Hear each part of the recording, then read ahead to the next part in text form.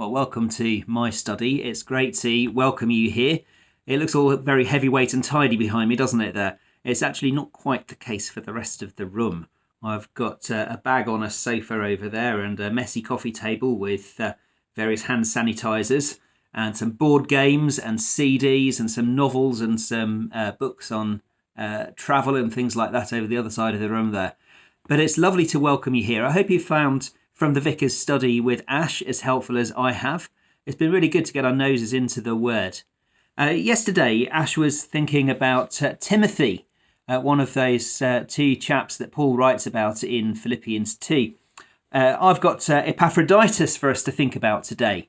Bet we know a few Timothys, but I doubt anybody's called their child Epaphroditus in this country for a while. But it'd be great to name your child Epaphroditus because he was an amazing chap. He wasn't somebody who was up front in church, almost certainly, but he was from Philippi. He was known to the Philippians. He was one of them, a fellow soldier with Paul, and somebody who, as I say, came from Philippi. And he was sent out to help Paul, who was in prison, sent by the Philippians to go and be a help for the man they saw as their leader. It's quite amazing what Paul writes about him, actually. Let me read to you from Philippians chapter 2. But I think it's necessary to send back to you Epaphroditus. There you go, he's from Philippi. Epaphroditus, my brother, co-worker and fellow soldier, who's also your messenger, whom you sent to take care of my needs.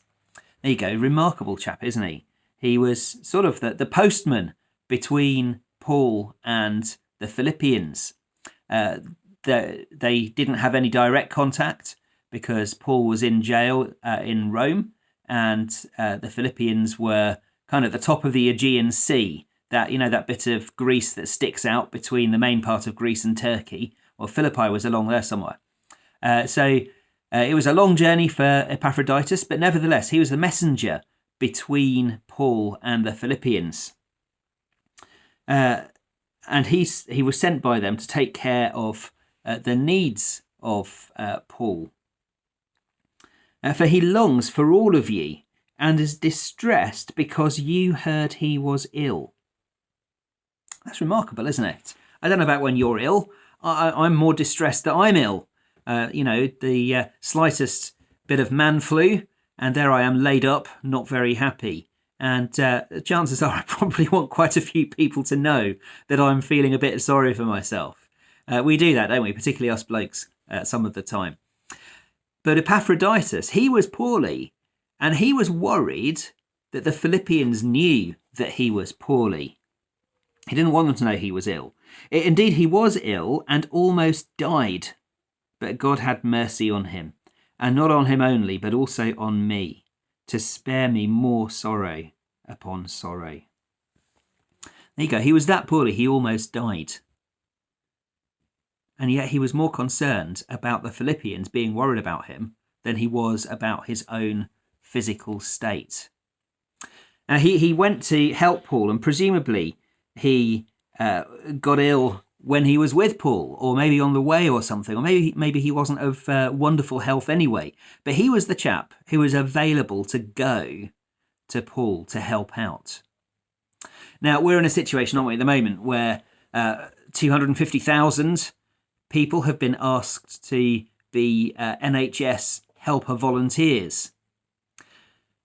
There are 250,000 people in this country who are fit and healthy, and who, if they get COVID-19, the chances are they're going to be fine.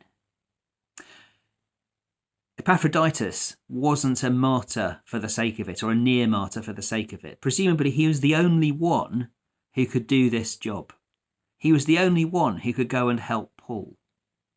I think we've got to remember, when we come to think more about Epaphroditus on Sunday this week, that we might feel a bit of pressure as Christians to go the extra mile, even when we're the people who, some of us are the people who may well be at risk if we were to catch COVID-19.